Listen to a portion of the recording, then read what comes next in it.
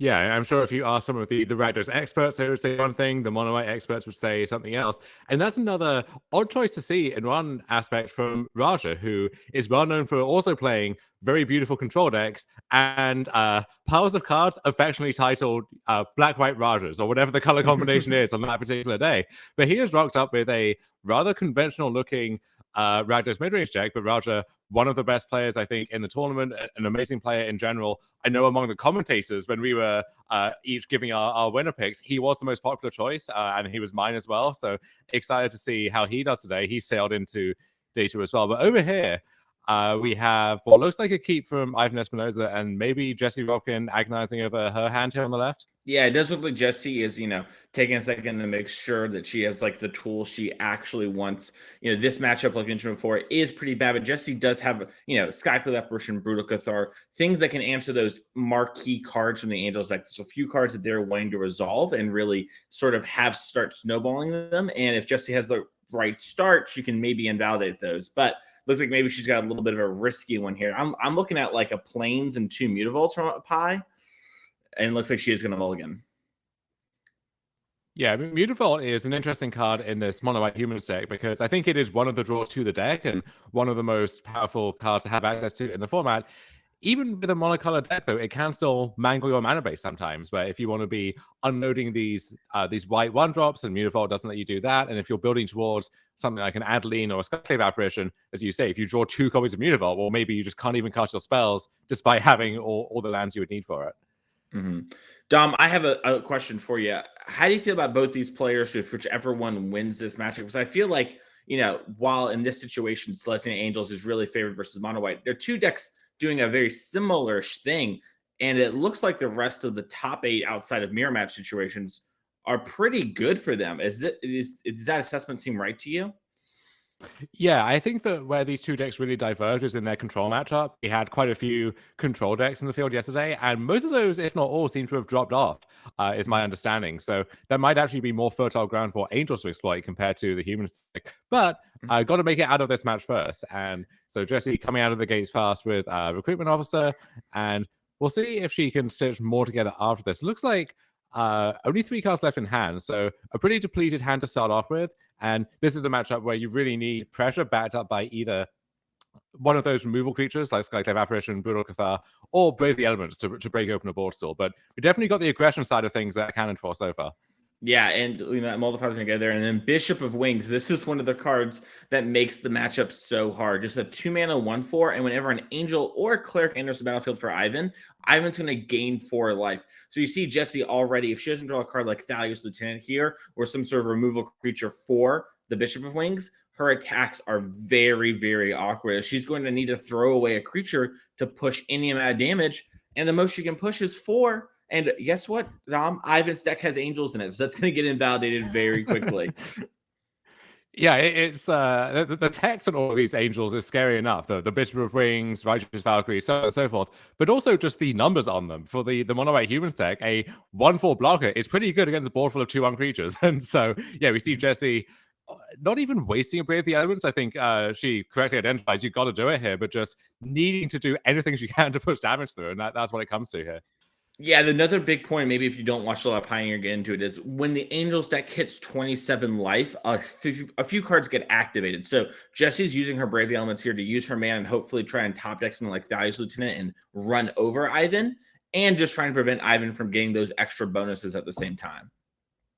Yeah, if you let the Angel set get to that crucial life threshold, well, even if they can't kill you immediately with their attack, you're probably not making any good attacks yourself anytime soon. So it really is important to try and keep them below 27 life. Easier said than done, though, given this start. And this collector company from Ivan, I think even just 1 Angel would be enough to really put him far ahead. And okay, yeah. we've seen enough, I think. Yeah, double Resplendent Angel. That's going to make another Angel if you've gained 5 life. The 2 Bishop of Wings trigger. That is just going to put Ivan way at the top. And you see why this matchup is so rough for Jesse. I think the only thing I would like different is if Ivan upkeep that collected company. But besides that, incredible play on both part with an amazing matchup. So yeah, this is sort of why this matchup is so rough. Jesse obviously mulliganed to 5 and had a rough start. But even Dom, if we gave her 2 Thalia Lieutenants in hand, that game was going to be really tough. Yeah, if you work through the conclusions of that collected company turn, the two angels come in, each of them gains 4 life from the Bishop of Rings, so we're up in the mid-20s already. And then at the end of turn, both angels will trigger again because we've gained more than 5 life this turn. Both of those will put another angel token into play, and each of those angel tokens will gain 4 more life from the Bishop of Rings. So already our life total has ballooned out of control. We have a lethal board next turn, and there's just no coming back from that. Yeah, one of the best decks in Pioneer for playing against the Mono White Humans deck. Ivan's got to be incredibly happy here. Let's check out the sideboards real quick and see exactly what these players are doing. Let's start with Jessie Robkin here. She has a little bit of a teched out Mono White deck this weekend. Dom, is there anything in the sideboard that you really like versus this Angels deck? The Brutal Cathars are fairly obvious here, the Declaration in Stone as well.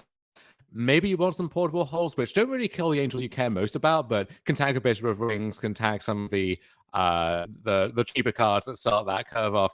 And then you start to look at things like, well, a lot of these angels have more than 4 toughness, so Destroy Evil potentially works its way into the equation.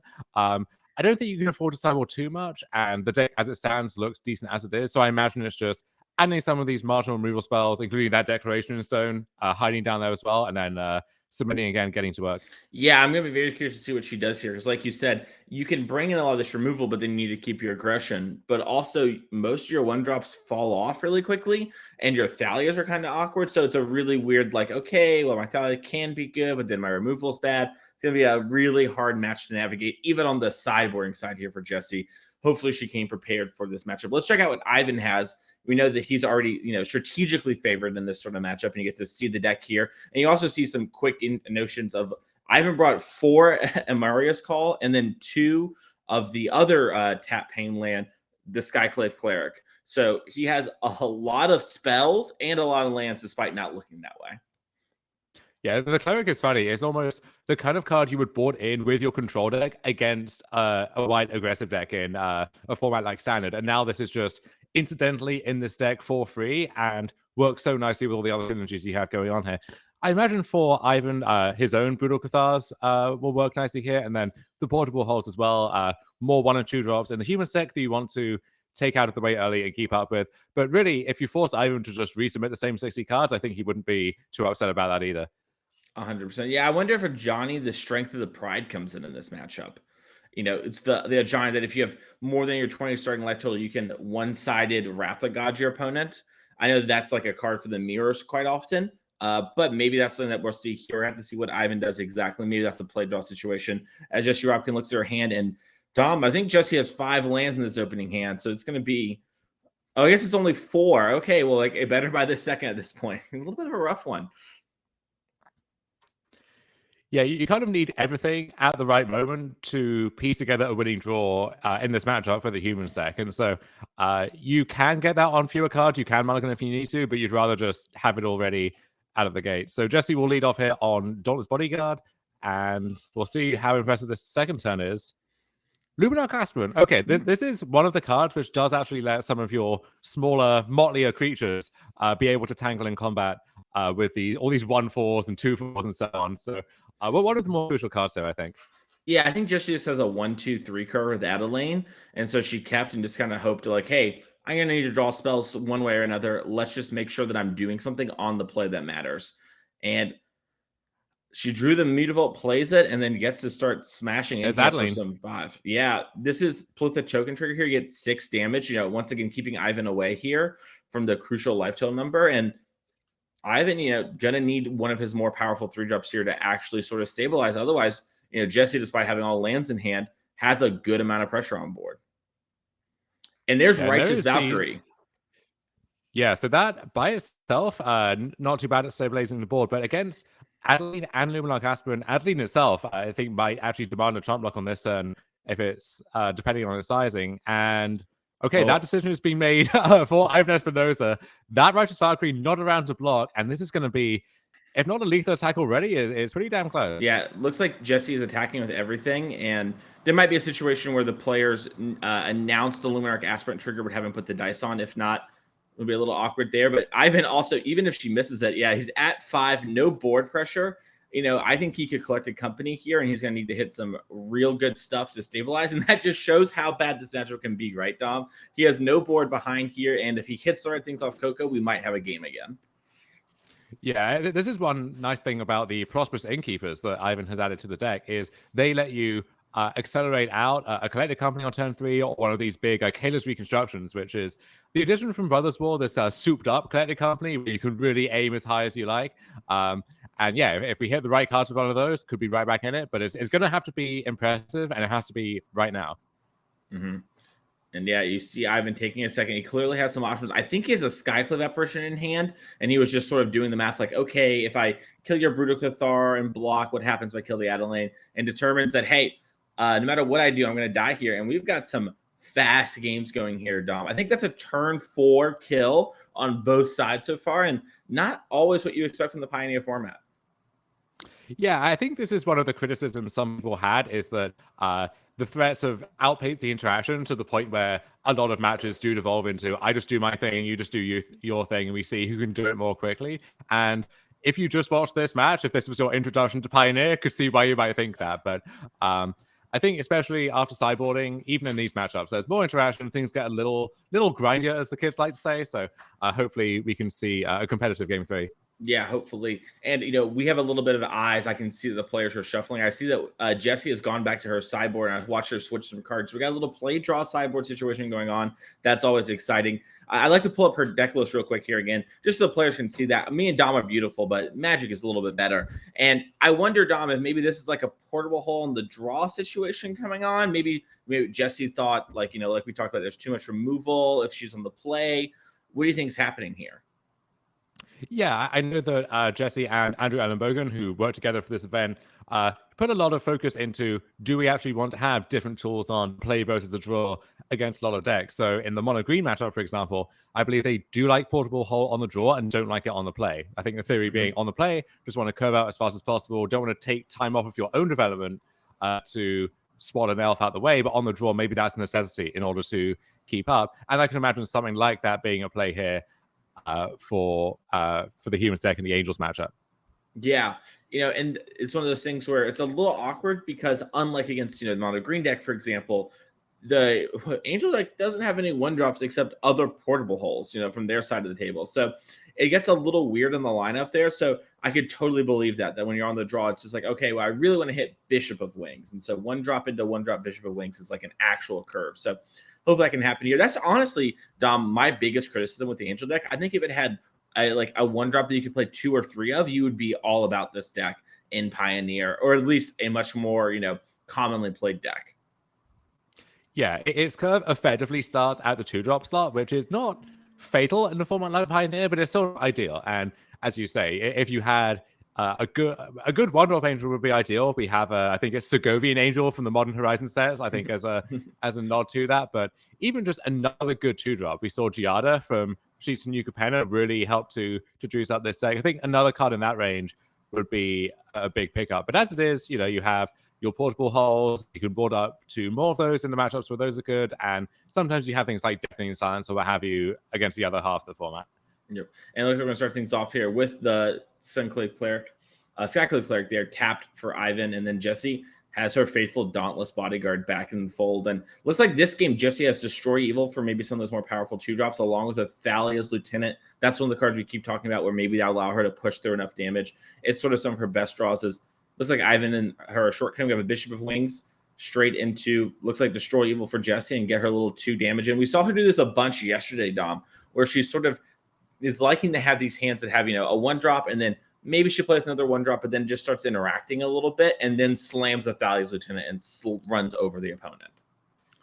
Yeah, I think the issue is you really need to be applying pressure at the same time as you're casting your removal spells, because Ivan has these collected companies and reconstructions, however many he's left in the deck, to work towards in the mid game. And then even if you're just casting your 2-1s and getting in there, a single 1-4 block on the ground or 2-4 Valkyrie or whatever could stop you in your track. So yeah, even this here, look, Ivan is in really no danger of regression anytime soon after that turn 3. Yeah, the Innkeeper into the portable has the treasure lined up for the next turn. And it looks like, Jessie is going to play Hopeful Initiate and then Dauntless Bodyguard it up so it can be indestructible if the time needs be, and pass the turn back to Ivan. And I think Ivan is sitting on 2 of the Amiria Skycall lands.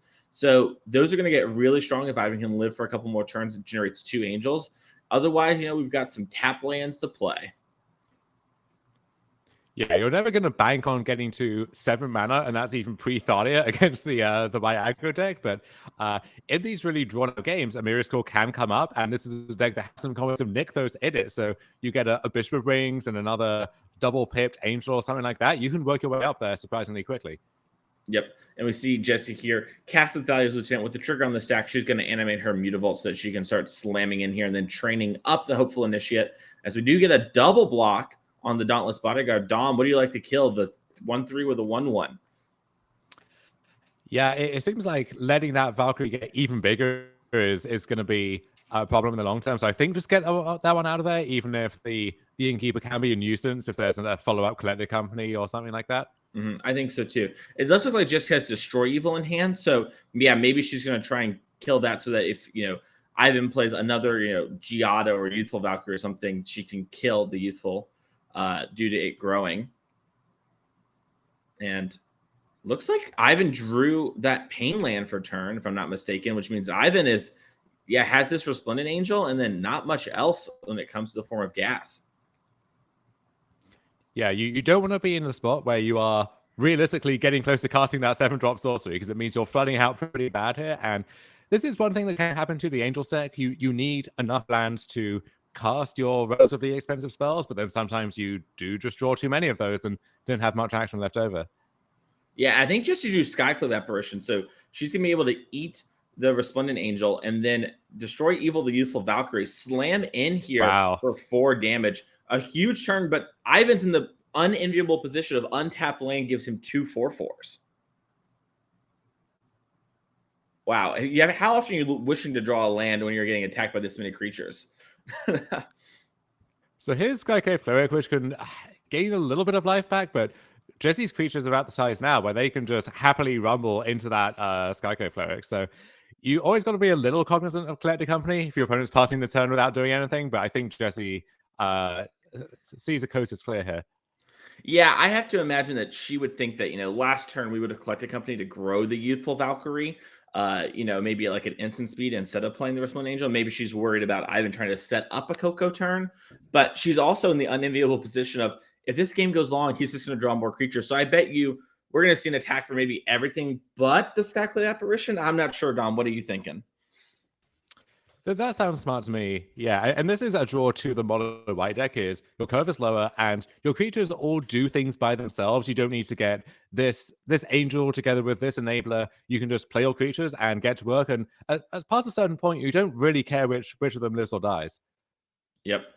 Yeah, and it's a little off screen there, but Jesse's Mutavault is a 2/2, which means due to the Illuminarch Aspirant counter, it's going to be a 4/4 for the triggering training on the Youthful. And we're going to be slamming in here. And it looks like no matter what Ivan does, he's going to go to 2 life this turn or die if he chooses to block another creature, which I think Ivan will figure out not to do as our reigning champion here. And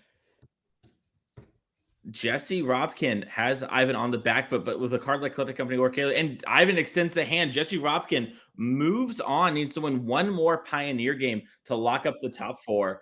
Congratulations to her. We do have a backup match we're going to hop to in a second, but Dom, we were really worried about Jesse going into that, and she was able to overcome it. Yeah, Jesse has to be feeling wonderful after that. You've beat what is maybe your worst matchup left in the field, and you have that top 4 in your sights now. Only need to win one more match to lock up your seat there. So I don't know if momentum is a real thing these days. I'll leave that to the scientists and the physicists. But if it is, I think Jesse has it. Yeah, my pick to win the tournament, Jesse Robkin, only one more away for top 4. Let's go on over to the other feature match area. I'm sure we're going to be seeing more of Jesse and Ivan as the day continues on. As we jump into the middle of Raja versus Andrew Ellenbogen. Raja is playing Rakdos midrange, Andrew on the Mono White Humans, the exact same 75 that we saw last round because Jesse and Andrew did work together for this event. This match is time shifted, but I think still being played in real time, so we might catch up to them. That could be exciting. But Dom, what do you like about this Thoughtseize? What are you thinking Raja's going to be doing here? I like that for us, we don't have hand cams. We do have Thoughtseizers to give us perfect information about what's going on here. And the cards are a little clustered up, hard to make out exactly what's going on. I think that's a Thalia's Lieutenant kind of nestled in there. And is that the one of Extraction Specialist towards the right as well? I think it is. Yeah, these players a little worried. They kind of thought there'd be 3 or 4 Rakdos players in the field. So they decided to put one Extraction Specialist in the main deck just because, it can be fine in mirror matches, and in this matchup is quite nice. Yeah, there are so many good 3-drops that this human deck has access to that the competition is really steep. And so a card like Extraction Specialist, very good, doesn't have automatic place in the deck the way that something like Adeline does. But as a nod to the Rakdos mid-range matchup, it's one of your better cards there. And so just having 1 or 2 copies and then drawing them is the crucial part, is really nice. And we might see Raja feel obliged to take it, because if you take something else, well, all likelihood is in a few turns, it's just coming back with a Specialist as a 3-2 on top. So may as well just take the Specialist and get that one out of the way, I think. Yeah. And this is a tough hand here too, for Raj to take from. Ivan basically has everything that he wants. And if you don't take the Specialist, like you mentioned, you're just going to get the other thing back. So it kind of comes down to that or Brave the Elements. So interesting start here. Dom, do you think that this game 1 is the one that matters so much in this matchup, as the Rakdos deck is able to change post board, or is it sort of always a grind fest no matter what? So both decks get access to some appealing tools. The Rakdos deck, you get some actual sweepers like Extinction Event or Ritual of Stone is the big one here. You don't just have to trade 1 for 1 anymore. And then on the human side, you get the 4 copies of Wedding Announcement. And this is the matchup that those are squarely targeted at. If you have a turn 3 Wedding Announcement, very difficult for the Rakdos deck to grind its way through that. So both decks have cards that they're excited about. I know that Andrew has one smash up already, I believe, in the Pioneer rounds yesterday. And so just looking to run it back again, beat his longtime friend and rival, Roger Suleiman, both staples of Michigan Magic, to try and book his seat in this top 4 as well. Yep. Yeah. And Dom Andrew is probably, our most accomplished mono white player in the field. And Raja is no slouch either, has lots of great accomplishments. One of our most picked people when it comes to the commentator picks to win the tournament. So this is going to be a really good game of Magic. These players have played against each other a lot and have played at the highest level a lot. Yeah, Andrew is a Pro Tour champion in large part thanks to his prowess with attacking with small white creatures. And so looking to run that formula to success once again here. And I know that he has been fairly high on this mono white humans deck in Pioneer for a while. And so if you had me predict what he would submit for this tournament, I think it would have been near the top of my list. No surprise to see him embracing that for this event. Yep, as we see Roger here thinking about turn 3. Dom, just a little fun fact, those planes are the one that won the Pro Tour. He took them out of his sleeved up Pro Tour deck that he keeps and put them in this one to win another championship. As we do see Roger use the Blood Tithe Harvester, take down the Thalia. And then Graveyard Trespasser, the 3/3 that could. This is a card that keeps seeing play in this deck, despite every time a new set comes out, someone's like, oh, this is the card that goes. It just stays around. It just does so much, and that's before it transforms into the other side, which does even more of those same things. So you see it here. The graveyard hate part, not really relevant, but a solid blocker, solid attacker, a little bit of life gain to boot as well. Just the perfect recipe to stabilize this board. It slices and it dices. As we see Andrew Elbow play Luminarch Aspirant and slam for 3. Trying to offer Raja the trade like, hey, let's not worry about, the Graveyard Trespasser. Let's just trade now. It could be fun. And this is what the human deck wants to do, is to, ideally with Xayah's Lieutenant, is to create a board large enough that removing any one creature doesn't fix the situation. Because in game 1, the Rakdos deck has a lot of removal, 1-for-1 removal, doesn't have any sweepers. And so if you have to deal with everything individually, sooner or later you run out of cards and time to do that. Yep. And Recruitment Officer, which we have 2 on the board, has added so much to this matchup where before, the mono white deck floods out, you hit a couple lands in a row, you're in a really bad space. Now, when you hit 4 lands, sure, you don't want to be drawing lands off the top, but at least your Recruitment Officer will let you refuel your hand. And in some cases, it gives you more looks at your Brutal Cathars and Skyclave apparitions so that Shieldred doesn't just solo you when played. Yeah, Recruitment Officer, a really nice pickup from this deck from Brothers War as well. Good in the speedy games, good in the grindy games. Hard to ask for anything more from your 1-drop. Yep. Dom, does Raja have the full art Doomblade in hand? Really putting me to the test here as a commentator. I think, yeah, that does look like it. Yeah, well, at first I thought it was Death's Mark, and then I realized that's not in the format. So I think it has to be Doomblade. Man, I'm really slacking today. Normally, I know the cards in the booth really easily, but Raja's putting me to the test, as he is Andrew, and saying, hey, I don't really need to block. I'm going to attack, trigger, exile your Extraction Specialist here, gain a life, and would you like to take a 2-for-1? just offering that up on a platter. I think Andrew will likely be able to sniff this out. Any removal spell, whether it's Fatal Purge or Stomp or whatever, would make that a very bad trade. So yeah, Andrew's just going to let that sail in. And yeah, that is Doom, I'm able to read off the top there. I actually love that choice for this small field tournament. If you don't think there's going to be many other black decks in the normal field, like there would be in an open event, then this card's actually just the best removal spell. Especially if you think Ivan's going to play Angels, which a lot of the competitors knew Ivan loves the Angels deck, so they had it high on their list of things that they could play against. So having a card like Power Word Kill, which cannot kill Angels, is a real liability in a 15 other player field. Yeah, a really smart call by Raja, and it's an interesting choice for that 2-mana removal spell because all of the options in Pioneer have downsides to them. You don't have Terminate as a nice, clean way to kill everything. You got to pick something, and whatever you pick is going to have a weakness to something in this field. And so, Go for the Throat is an option that just came back into the format. That one, not great against Sky Sovereign and a Seeker's Chariot from something like Will Kruger's Gruul deck. So whatever you pick, there's going to be some deficiency in it. And if you think, only I essentially am going to be playing black creatures, then this might actually be the best one. Yep. And it's working out. I mean, Raja is into our top 8 here. And in this spot, most of the cards would work out pretty interchangeably. But if Raja has to end up playing Ivan, he's going to be very happy to have those Doom Blades. And only Max, really, in the rest of the top 8 is a matchup where the Doom Blade could even possibly be, a card that ends up lining up poorly. As Ivan went to the tank here on his 3-man turn, sort of just thought, and is now going to attack. And this is the thing we saw a lot yesterday, Dom, is that in these sort of matchups where it's not just creatures, the mono white player, when they get to about their 3-man turn, really thinks through, okay, what am I going to do over the next few turns? And then starts to execute quickly because they're planning out the next 3 or 4 turns of combat. Looks like Raja just has a land in hand. Is deciding maybe I need to kill this 3/2 recruitment officer just so I can peel off the top and not let you take over. But gonna take the free chump block on the 1/1 and just take 5 damage. Yeah, we saw Raja make this attack last turn, which was a little aggressive in the sense that, the Trespasser was taken out of commission as a blocker, left the room open for these 2 officers to start crunching in. But you have to be willing to shift your role quickly in this matchup if it comes down to that. And, if you don't make this attack now, there might not be a clean spot in the future. So Raja sitting on, I don't want to say a comfortable 10 life, but he's got a little bit of wiggle room. But we're at the point now where a Brave the Elements out of nowhere could just be lethal on the spot. Yeah, and I think Andrew does have Brave the Elements in his hand, right, from the mulligan. I don't think he's used it yet. And you see Raja crack that blood with a Blood-Tithe Harvester in hand and Adelaide on board. That makes me think that we might be right about the cards in hand as Raja, is taking a look and has Blood-Tithe Harvester and one unknown. And so awkward. Maybe this is why we saw Raja attack. Is just he was trying to, gain a little life and knew his blocks wouldn't be that strong. Maybe he'll attack again. Just, if I can't block, I got to gain life somehow. And that is 10 damage just on the board for Ellenbogen, factoring in that token from Adeline, leaving aside any other creatures or any Thaddeus Lieutenant or anything like that. So, yeah, Trespasser rumbles in once again, leaving the Misery Shadow back. Very heads up from Raja there.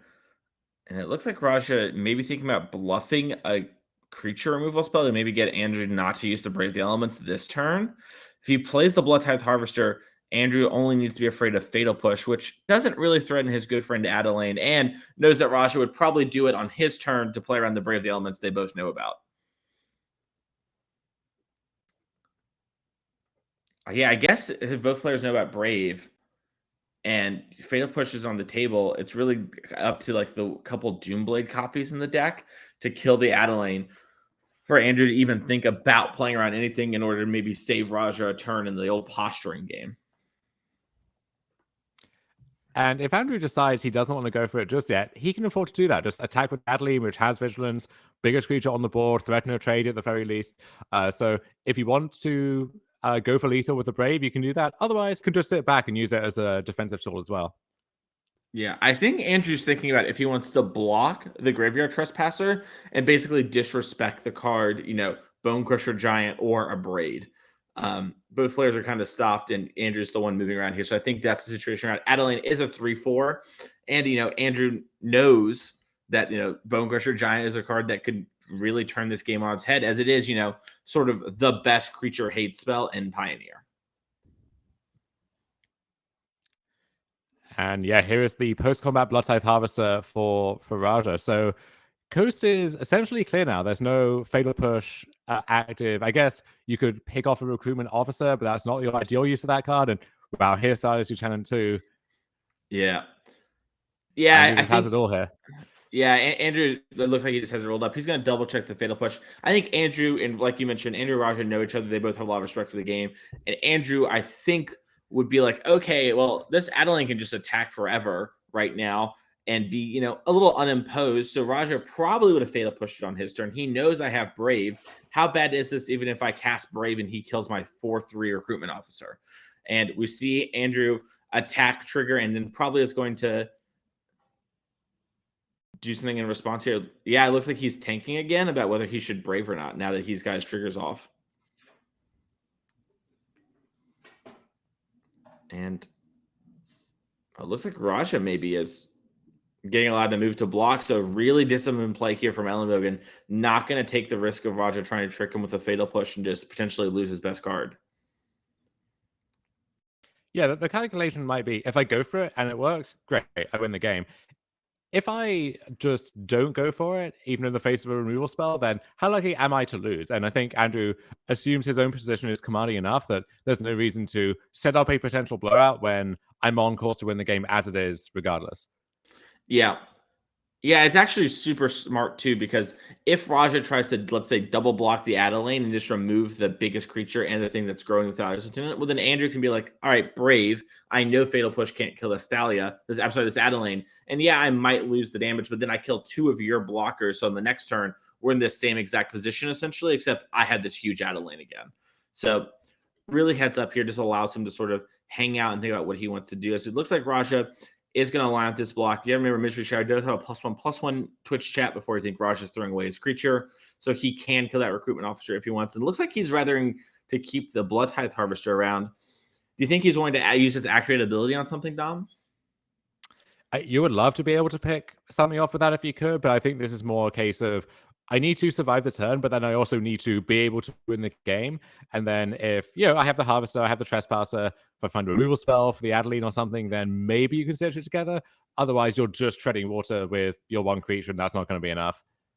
Yep. So we do see Misery Shadow get activated. Opens up the door. If Andrew wanted to, he could Brave to kill the Shadow and keep the 1/1 token. That would mean he could not Alpha Strike without drawing another Brave on the next turn.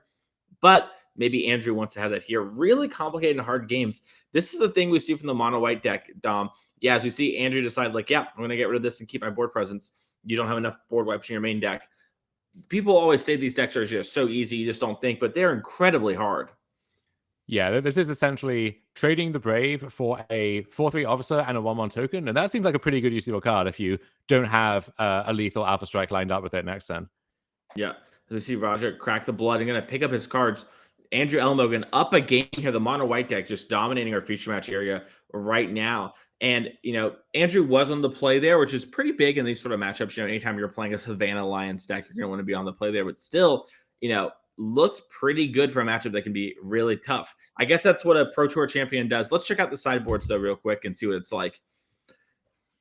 We have Raja's Rakdos deck here. Yeah, you'll see that, he does have a Doomblade Go for the Throat split for the field. So a nice little addition there. But, Don, what do you like from the sideboards? So Raja, I think, has these white aggro decks squarely in mind. We've got a Ray of Enfeeblement and 2 copies of Rending Volley as additional very strong 1/1 removal spells that can hit Adeline on the turn it comes down. And then we have an Extinction Event and 2 Ritual. So those are the really big pickup in the matchup. 2 BB sorcery, destroy all creatures with mana value 3 or less. So might sweep up something of yourself, but you'll take that if it means destroying the opponent's entire battlefield at the same time. Yep, I love it from that. Let's see what Andrew has real quick. Here's this time shift so we can get back to the area. Andrew, once again, same deck as Jesse. We talked about winning announcement. Is there cards besides winning announcement that they want, Dom, or is this a 4-in, 4-out situation? You could maybe discuss some other options, but yeah, I think by and large it's the 4 wedding announcements and that's it. And it's just about shaving around the edges to make room for those. I love it. Well, let's get back down to the Magic. I want to see some more. And we got more Magic to play today. Reminder that, this is a top 8, but not a traditional one. That's why we call it stage 3. The loser of this game has to lose one more time against the loser of one of the other matches. So, for example, we have Nicole and Connor having a rematch right now. And the loser of that game is going to play Ivan. And the winner is going to play Jesse, since that happened here. And same for Max on the other side of the bracket with Zoe. So, we're going to see nothing from Raj on turn 1, then hopefully initiate for turn 1 for Andrew.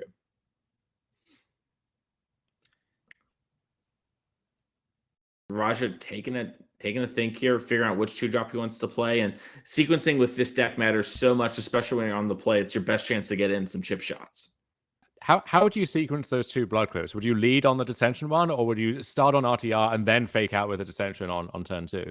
Yeah, I would lead on the RTR. I love where your head's at on that one. That's when I started too, and it shows weakness, right? Like if you have a Dissension, you want to flex on camera. And so maybe Andrew's thinking, oh, he doesn't have, his good draw because he doesn't have the Dissension. So now when you play it on the next turn, bam, really throws Andrew for a loop and has him start thinking about things he shouldn't be thinking about. So I would say it's strictly correct. Yeah, these are the mind games that you see at the top level of competitive play. Mm-hmm. Don't even get a start on what they would do at the Pro Tour. It's crazy. As we see a Bone Crusher Giant stomp effect, taking care of that Thalia and then attacking for 3 here of Blood Tithe Harvester. And here's Adeline.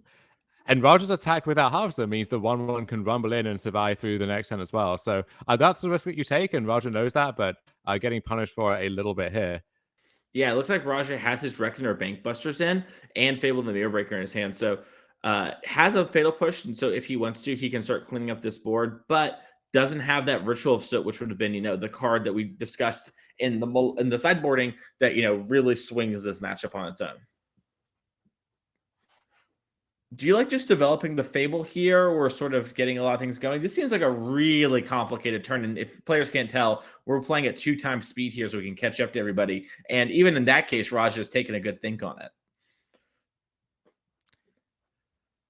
Yeah, my first priority would be getting this Adeline out of the way. And so we're starting by looting with the blood. We pick up a Dreadbore, so just a nice universal removal spell. Maybe earmark that one for the Adeline instead. We'll see.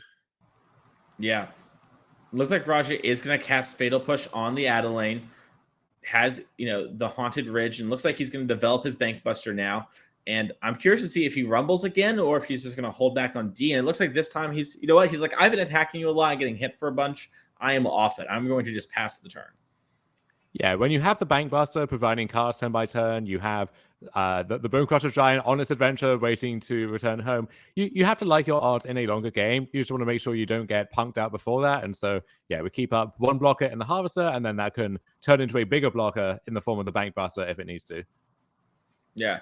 And Andrew, the classic, like we talked about, Dom, we get to turn 3 and we start planning for the next few turns. We can think about double spelling, how we want to attack our sequencing, but taking this little bit of time is something that everyone at home can do when they get to these harder turns with mono white and just any deck really, and just plan through a couple turns and then start executing quickly. You're thinking the same over multiple turns. It's just giving yourself a minute to really think through the implications.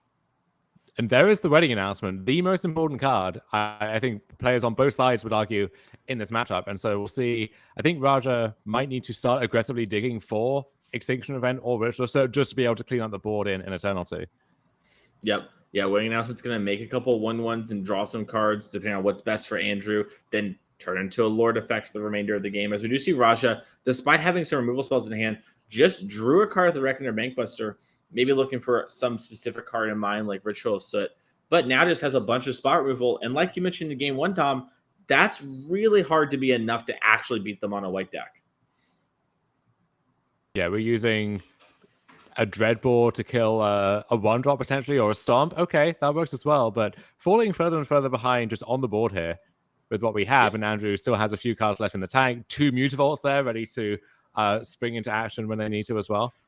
Yeah, and I think Andrew has 2 Thales Lieutenants, so we might see a lot of different options here. Andrew could go Thales Lieutenant attack, could also just hold up the Recruitment Officer and activate and make more tokens and be like, listen, if you have Ritual Soot, I'm in a terrible spot. It is open decklist. These players know that. And I can just sort of rebuild my hand. And then when the time's right to alpha, the time's right to alpha.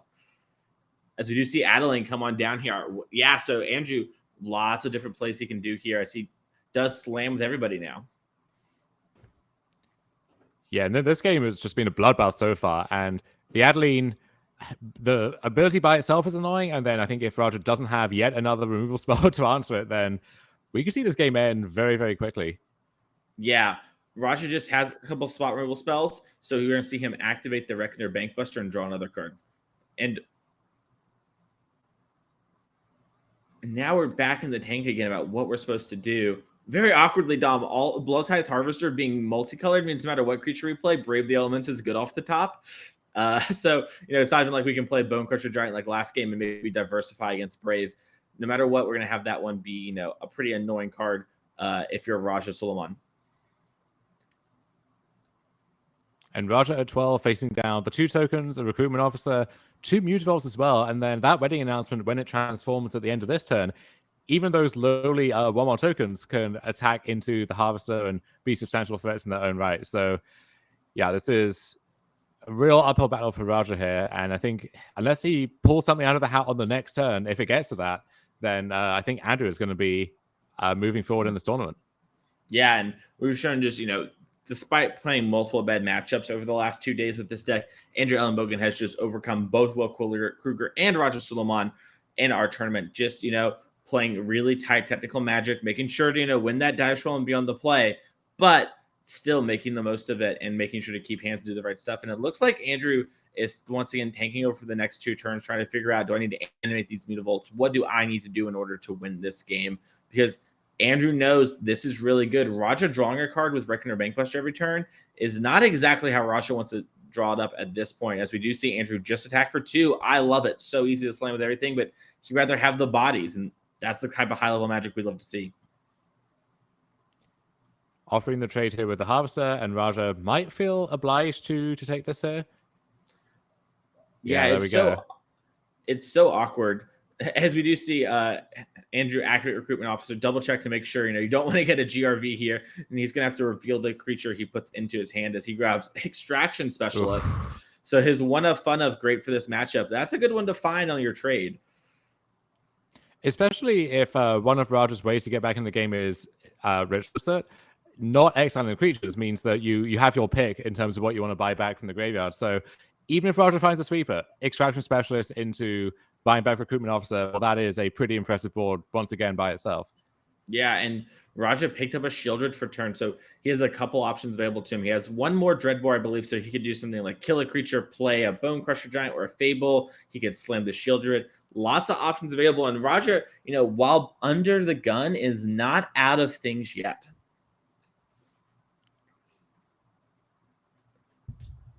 This black-red mid-range deck plays so many different roles, and we've seen Raja dominate on our series with the control decks, and not surprising to see him take a very controlling role, despite this matchup maybe calling for it as well. Some people refer to this as a kind of subtle aggro deck, in fact, where you have your Bloodtithe Harvesters and Mystery Shadows and so on, and you can play this aggressive game if you need to. In a matchup like this, you usually will find yourself forced into this defensive role. That's one that Raja usually is very much at home with, but if you don't have the tools to actually play that role, then it's not an appealing proposition. 100%.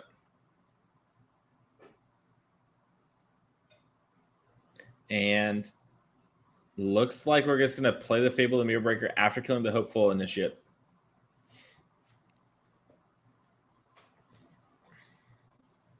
And it looks like Andrew back to figuring things out. I think and Andrew... let's see, if Andrew has an untapped land, fires up all the Mutavaults, those are all 3/3s, and then so it looks like it's lethal if Andrew just has a land, and if he doesn't have a land, he has spells, and that's not good news either. Yeah, I was gonna say I do think this is a lethal situation here. Raja's lining up blocks, maybe looking to get a trade here versus actually just eating something. But once again, those Mutavaults are 3/3s thanks to the Flipboarding announcement.